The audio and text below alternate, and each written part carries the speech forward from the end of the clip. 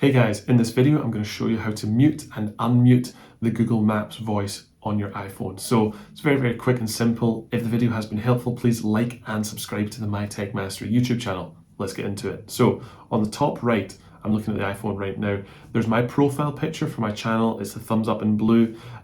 Press in there, and then near the bottom there's a gear icon, and then it says settings. Click in there, and then the first clickable setting is called navigation. Click in there, and then it gives us access to edit the sound settings. So what we can do, the first one right here, it says sound and voice guidance audio.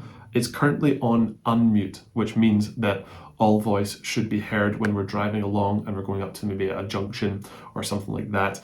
We can hear the directions from the voice guidance from Google Maps. But if you wanted to mute this, if you didn't like hearing the voice and you just wanted to see the instructions on screen, what you could do is press mute, and that will cancel the voice from speaking over your iPhone, maybe interrupting your podcast or your music or whatever you're listening to at the time while using Google Maps.